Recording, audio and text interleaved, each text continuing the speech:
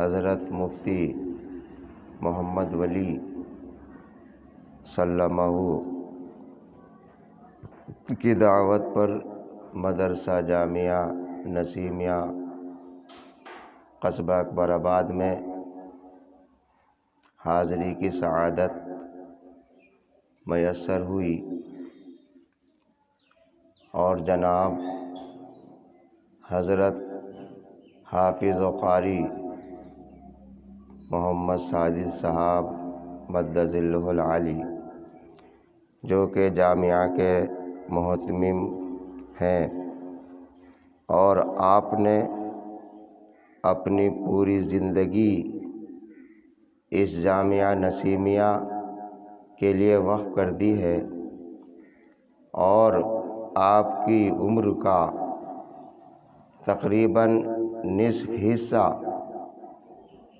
دین کی خدمت میں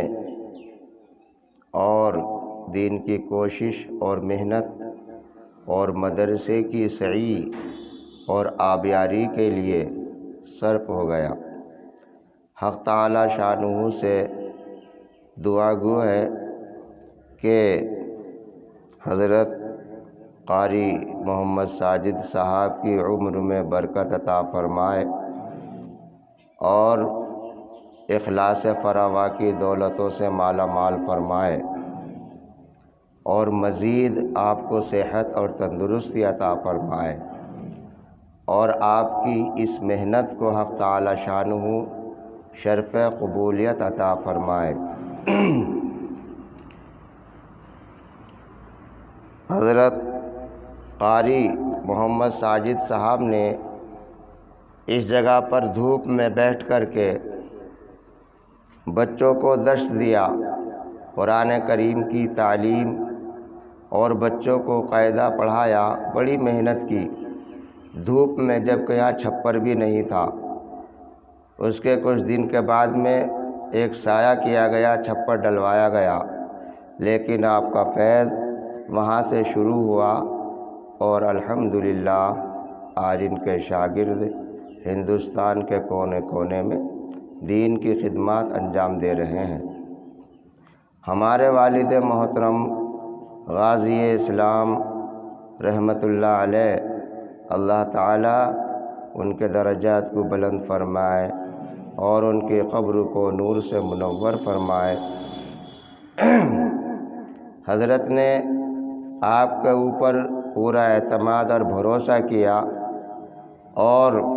پوری توجہ اور نگرانی والد صاحب کی جب تک حیات رہی اور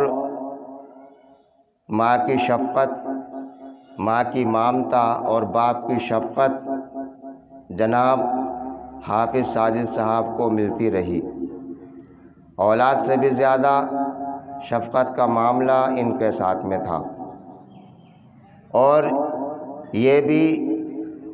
ان کے اعتماد اور بھروسے پر پوری طریقے سے کھرے اترے اور جو والد صاحب کی منشا تھی اور جو آپ کا ارادہ تھا تو جناب حافظ محمد ساجد صاحب نے اس کو پورا کیا۔ حافظ محمد ساجد صاحب والد صاحب سے والہانہ محبت کرتے ہیں اور کرتے تھے۔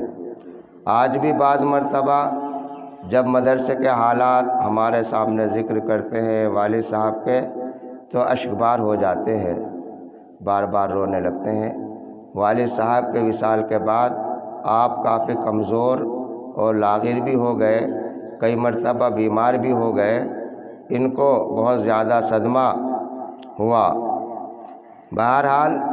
یہ پودا ہمارے والد محترم حضرت غازی اسلام نے لگایا اور اس کو سینچنے والے حافظ محمد ساجد صاحب ہیں۔ اب اس کے بعد اسی مدرسے کے ایک طالب علم جنہوں نے قاعدہ پڑھا اور حفظ یہیں پر پورا مکمل کیا، اس کے بعد علوم ظاہری حاصل کرنے کے لیے مختلف مدارس میں گئے، پھر دارالعلوم سے فراغت حاصل کی اور آپ ہی کے صاحبزادہ محترم جناب مفتی عبدالولی صاحب ہیں، اس کام کو پایہ تکمیل تک پہنچانے کے لیے بے پناہ کوشش کر رہے ہیں، اور دن اور رات ان کو یہی لگن رہتی ہے کہ نانا جان کی جو امیدیں تھیں ان کو تکمیل تک کیسا پہنچایا جائے۔ بہرکیف یہ دونوں باپ اور بیٹے دن رات اسی کوشش میں مصروف رہتے ہیں۔ پھر مزید حق تعالی شانہ کا یہ انعام اور یہ نعمت عظمیٰ ہے کہ الحمدللہ بہترین اساتذہ اور یہاں پڑھانے والے، کام کرنے والے مخلص حضرات بھی ان کو ملے ہیں، جو اللہ کی رضا کے لیے اخلاص کے ساتھ میں یہ دن رات تعلیم اور تربیت میں مشغول رہتے ہیں، اور اللہ کی رضا کے لیے اور دین کی خدمت یہ لوگ کر رہے ہیں۔ اس سے مراد میری وہ ہے جو حضرات اساتذہ بچوں کی تعلیم اور تربیت کر رہے ہیں۔ پھر یہاں آ کر کے بڑی خوشی ہوئی،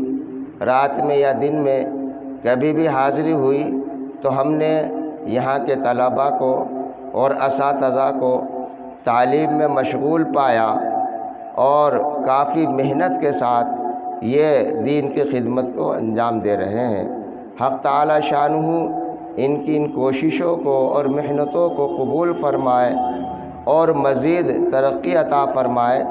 اخلاص فراوہ کی دولتوں سے ان کو مالا مال فرمائے، اور پوری امت کے لیے ان کو قبول فرمائے۔ حق تعالی شانہ ان بچوں کو نیک صالح عالم دین بنائے، عالم بعمل بنائے، مفسر قرآن بنائے۔ بہرکیف اب میں آپ کے سامنے چند باتیں عرض کرتا ہوں، حق تعالی شانہ مجھے بھی اور آپ کو بھی اس پر عمل کرنے کی توفیق عطا فرمائے۔ میں نے حدیث پاک کی ایک روایت آپ حضرات کے سامنے پیش فرمائی، جس میں حق تعالی حضور اقدس صلی اللہ علیہ وسلم کا ارشاد گرامی ہے کہ تم میں سب سے بہتر افضل وہ شخص ہے جو قرآن کریم کو خود سیکھے اور دوسروں کو سکھلائے۔ تو آپ سیکھنے والے ہیں، دنیا میں سب سے افضل آپ لوگ ہیں۔ جو سکھانے والے ہیں وہ بھی افضل ہیں۔ دنیا میں کوئی کسی کام میں مشغول ہے، کوئی کسی کام میں، لیکن آپ کو حق تعالی شانہ نے چنا ہے اور انتخاب فرمایا، منتخب فرمایا کہ جگہ جگہ سے آپ کو نکال کر کے اور اللہ کے نبی صلی اللہ علیہ وسلم کے گھر میں رکھا اور فارغ کیا، تاکہ آپ اللہ کے کلام کو پڑھیں اور اس کو سیکھیں اور اساتذہ اس کو سکھلائیں۔ بہرکیف ہمارے والد محترم جب مظاہر میں تشریف لے جاتے تو حجت الاسلام حضرت مولانا سعد اللہ صاحب رحمۃ اللہ علیہ، جو کہ ناظم اعلیٰ تھے مدرسہ مظاہر کے، اور ہمارے والد صاحب کے استاذ بھی اور پیر بھی تھے، اور آپ والد صاحب کی جو زیادہ تربیت فرمائی تو وہ حضرت حجت الاسلام مولانا سعد اللہ صاحب ہی نے زیادہ ہی تربیت فرمائی۔ ہمارے والد صاحب کی تربیت جو زیادہ فرمائی حضرت مولانا سعد اللہ صاحب رحمۃ اللہ علیہ نے، اور خاص خادم بھی تھے ان کے اور پوری نظر تھی۔ بہرکیف جب آپ کو مراد آباد بھیج دیا گیا پڑھانے کے لیے حیات علوم میں، تو والد صاحب تشریف لائے کہ حضرت آپ کچھ نصیحت فرما دیجئے۔ تو کتنی جامع نصیحت فرمائی۔ والد صاحب کا مطلب یہ تھا کہ میں مدرسے میں گیا ہوں، طلباء کے تعلق سے وہاں کے جو ذمہ دار ہیں اساتذہ، ان کے تعلق سے مقصد تھا کہ مجھے کس طریقے سے رہنا، کیا کرنا، کس طریقے سے نیا نیا معاملہ تربیت فرما دیجیے۔ تو حجت الاسلام تھے، حضرت تھانوی رحمۃ اللہ علیہ کے خلیفہ تھے، تربیت یافتہ تھے۔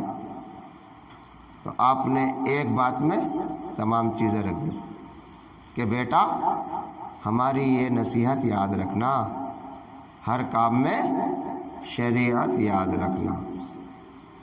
سمجھ میں آ گئی؟ بیٹا ہماری یہ نصیحت یاد رکھنا،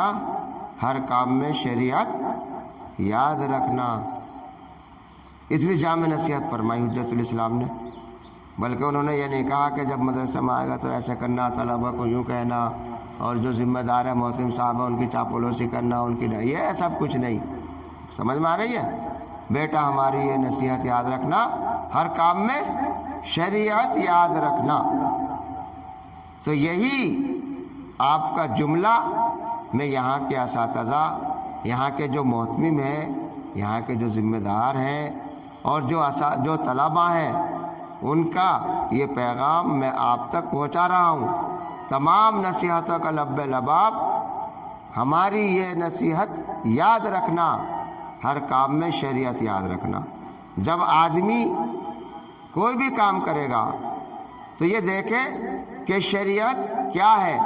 حضور علیہ السلام کا طریقہ اس معاملے میں کیا تھا۔ سمجھ میں آ رہی ہے؟ تو شریعت کے خلاف اس کی زندگی نہیں ہوگی، بلکہ شریعت کے مطابق اس کا ہر کام ہوگا، چاہے دنیاوی کام ہو، چاہے دینی کام ہو، اور دنیاوی جو کام ہے وہ بھی شریعت کے مطابق ہو جائے گا، اور وہ بھی دین کی خدمت ہو جائے گی۔ بہرکیف حق تعالی شانہ مجھے بھی آپ کو بھی اس پر عمل کرنے کی توفیق عطا فرمائے، اخلاص فراواں کی دولتوں سے مالا مال فرمائے، اور حق تعالی شانہ اس مجلس کو قبول فرمائے، اور اس میں پڑھنے پڑھانے والوں کو اللہ قبول فرمائے، اخلاص فراواں کی دولتوں سے مالا مال فرمائے۔ ان بچوں کو الہ العالمین عالم دین بنائے، عالم قرآن بنائے، اور دین کا داعی غازی اسلام بنائے، اپنی دین کی خدمت کے لیے ہم کو حق تعالی شانہ قبول فرمائے، اور اس مدرسے کی دن دوگنی چوگنی ترقی عطا فرمائے، اور جو حاسدین ہیں ان کے حسد سے ہمارے مدرسے کی حفاظت فرمائے، شریروں کے شر سے، عداوت رکھنے والوں کی عداوتوں سے، اور بری نظر رکھنے والوں کی نظر بد سے حق تعالی شانہ ہمارے بچوں کو اور اس مدرسے کو اور اس بستی کے لوگوں کی حق تعالی شانہ حفاظت فرمائے۔ وما علینا الا البلاغ۔